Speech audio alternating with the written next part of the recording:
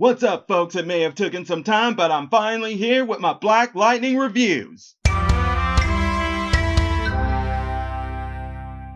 What's up, YouTubers of the world? MegaGeekMixer here. Finally, after taking some time to finally get to it, I am finally here with my Black Lightning reviews for episodes 1 and 2 first off, and then we'll get into episode 3 and 4 here come this weekend. But guys, I'm sorry if you guys have been wondering where I have been with that stuff. Unfortunately, I just hadn't gotten a chance to get to it, but I finally had my chance, and man, I gotta say, going into season 4, I did not expect this, or better yet, let's say I kind of expected some things and I kind of expected some things not to happen. But one thing I did know is that when I saw that promo, it at least showed that Jefferson Pierce was going to be in a downward spiral. But I gotta say, I didn't expect him to be in this kind of a downward spiral. I mean, I knew Henderson's death would have affected him. I just didn't see how deep it was going to go. I mean, it's pretty much like he was at the beginning of season 1, but even worse than he was before.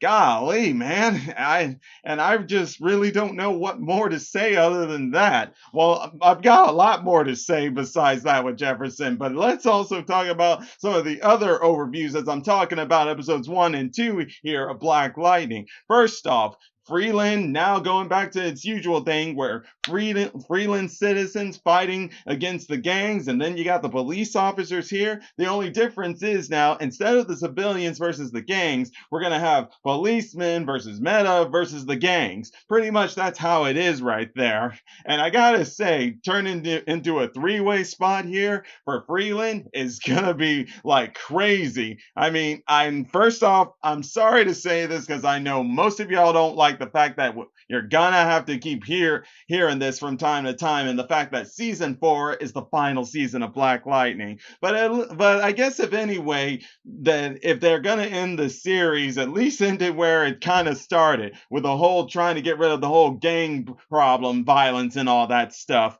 But to know that it's going to this level now, it's something in of itself. Because I was just like, wow.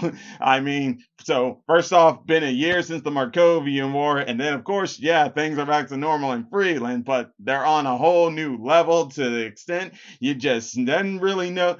You didn't know to expect it to be this deep. But hey, if this is what can elevate things more for the season, then I'm all for it. Cause like, let's face it, like, okay, I love Jefferson and stuff, and I really can say that, am I a fan of this new attitude he has? No, I can't say that. But on a creative standpoint for making stories, I like this. At least show us a vulnerable side to him. A side that, just like every hero goes through, you lose something, it affects you, and you got to go through a phase of grieving or taking your anger out in different ways. I mean, Batman's been guilty of that many times, and yeah, same can be said for stuff like Flash, stuff like Spider-Man, and etc., etc. So it's good to finally see that in this perspective.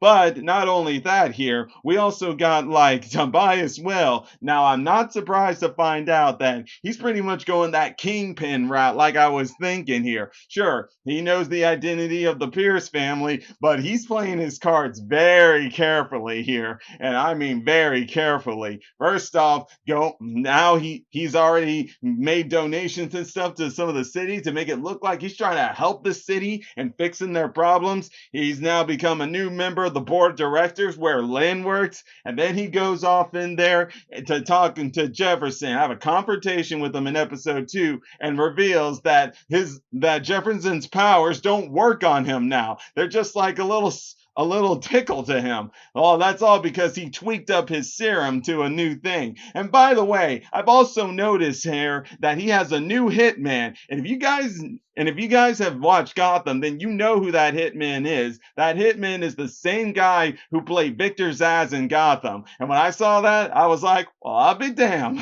But so I guess he's decided to quit Gotham for now and go over to Freeland, work for a new boss.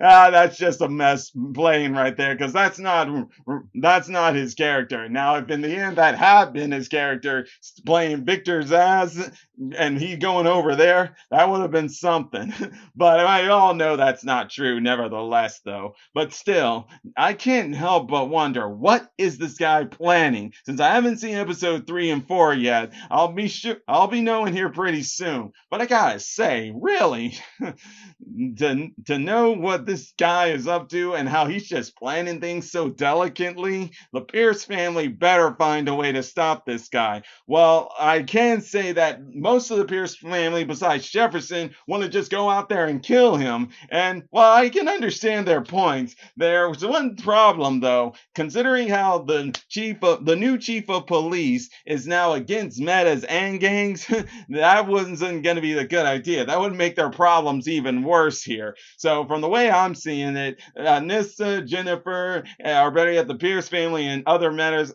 who want to actually help to free Freeland, they're gonna have to try to gain the cops' trust first, because right now that don't seem to be the case, especially with this new chief of police. Her name's Ana Lopez, and Annie Lopez, and yeah, she's against metas and against gangs. She's going to war with all of them, and she's revealed that she actually has new weapons that she's going to be given to her troops called the DEGs, basically advanced weapons that are going to help them against metas here. And man, I can no doubt believe that. I mean, let's already look at the gun. We already saw that some guns have been effective to some of the metas in the previous season. And then we see in episode 1 of season 4 that after Thunder and Lightning had busted up 2 trade products from gangs, and the third one was a setup, and it already hurt Jen. But Jen has shown that she can heal. And first off, now that I'm speaking of Jen, why don't I just go ahead and mention in the fact that it is good that she's finally more accepting of her powers now.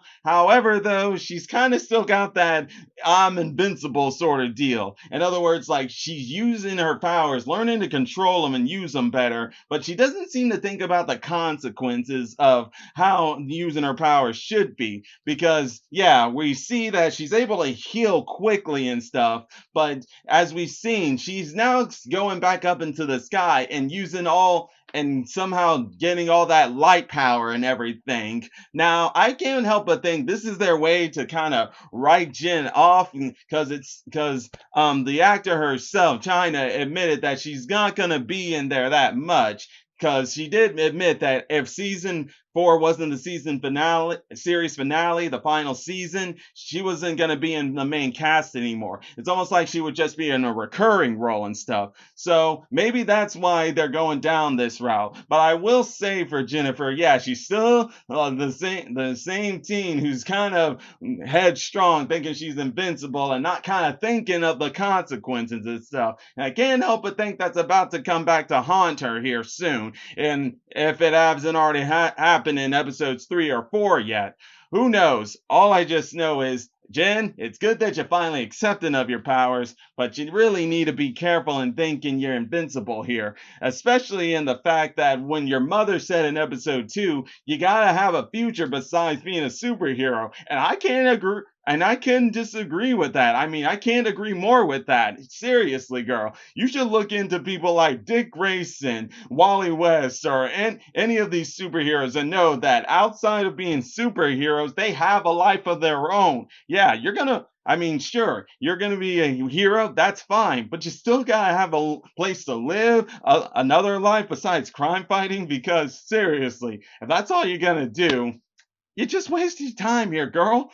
But that's all I wanted to say on that end. And now, why don't we go ahead and go into Anissa, who for the majority of this season, for what it looks like, of course, yeah, Grace is still in a coma within these first 2 episodes, and it's not been so good. It's been a year and everything, and she hasn't been doing so well. But it looks like she's kind of doing well on her superhero side, working with Jen to take out gangs, but she's also turned her resistance fighters that were trying to fight against the ASA and Markovias and turn them into special ops to take on the gangs, because we saw in episode 2 that her resistance, they now be called special ops, been through all the training and stuff. They actually got Lala and the new woman who's taken over for Lady Eve for her gang called the Cobra Cartel. Her name is Destiny, and yeah, she got both of those leaders captured and brought to to their hideout. I mean, brought to Blackbird's hideout, basically Anissa, aka Thunder, and they made a deal that they won't bother those who are homeless in Blackbird's territory. Yeah, even though Lala wasn't afraid of her and saying, "Bitch, you can't scare me," even with your powers like that, he still knows business when he knows business and actually agreed with it. Same with this Destiny girl, and I gotta give my props off to Anissa for doing that. Very good, Anissa, very good. And another thing that's good to know here is that, so we all know that yes, that Anissa is a lesbian and stuff, but if you haven't noticed here, when it comes to the Pierce family, it's really Jefferson and kind of Jennifer at first who really had the friends, and Anissa and Lynn didn't really have friends. Well, here now it looks like Anissa's finally found a new friend, a guy named Darius, who at first tried to hit on her until he learned that she was a lesbian, that he was like, "Oh no, I wasn't trying to hit on you and stuff." Let me just say that was funny stuff right there. But I gotta say, guys, what a good way to start off. It's great for Anissa to actually have a friend to talk to, because yeah, it's good to have like that partner, like a girlfriend or boyfriend, but it's also good to have some friends around. And since like Jeff's really lost a friend, well, we need some people to at least have friends here, and hopefully Jeff will get into it soon, because right now all his friends are leaving. First, like I said, Henderson's dead, and that affected him badly. Then he finds out one of the teachers at his school, who is also a friend of his, has lost everything. One of his sons were killed during a shootout. Then Child Services took in his other kids, and now he doesn't have a place to live because his home was destroyed during the war and last season. Oh my God. And you know what? Even and all of this still isn't enough to convince Jeff to get back in that suit. Yeah, he has not been Black Lightning at all for these first 2 episodes here. And I'm afraid, is that going to be the same in the other 2 episodes that I'm going to be watching here, 3 and 4? Because if it is, this isn't good here. Because I'm like, what's it going to take, man? What's it going to take for you to realize? I mean, I know you're grieving and stuff, man. And yeah, when you get back to being Black Lightning, I don't expect that grief to be gone completely. But really, you're needed. And yet you're saying no, even when Peter Gamby's trying to tell you that. Oh my God. And even more so, it seems that I'm not the only one with these feelings. It turns out that another new character that's a part of the police force, a guy named what's his name? Hassan Shakura or whatever that is. All I know is he was both a friend and student of Henderson, and basically he was left a note. He was left a note to Jefferson and him to start working together, like Henderson was working with Jeff when he was Black Lightning. Right now, though, Hanson's kind of not for it right now, because considering how Black Lightning's not really being around, he's losing his faith in him, especially now that Jefferson, he doesn't want to be a hero. Instead, he wants to bust people up for hurting his daughter or killing his friend's son. In other words, he's kind of being like Batman, but here's the thing though, with Batman we kind of can let it go because he's a pure vigilante straight on and stuff, and we all seen this before from him, especially when Jason Todd died. He showed more violence and stuff, but for this one on Jeff, this ain't pretty on him and stuff. But like I said, it's at least giving us new territory to look into, so I'm enjoying that nevertheless. And now, having said all that, there is just one more character we need to talk about, and that is Gamby, who, if you guys remember in last season, he did have a brief mention he had once had a former lover. Well, this season, we actually get to meet her. Her name's Lauren Caruso, and she actually works for for a place called Monesta Vista or something like that. All you need to know is that place she works at is where the cops are getting those new gear to face the metas. And right now, it looks like Gamby's trying to rekindle the flame, but at the same time, undercover, he's trying to figure out how dangerous these guns are to metas so he can protect his family, the ones he loves, and that's the Pierce family. So yeah, Gamby's still doing his usual thing of protecting the Pierce family, and just this time, he's going into a much deeper deeper undercover ground. And I gotta say, I'm very interested. And when Lauren finds out about this, will she still have feelings for him?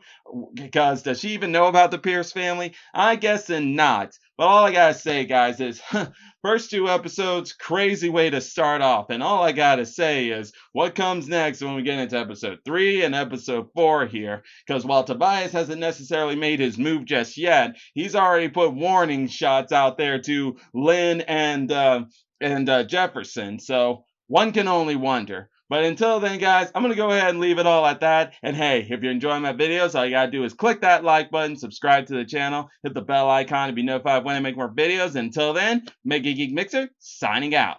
Bye!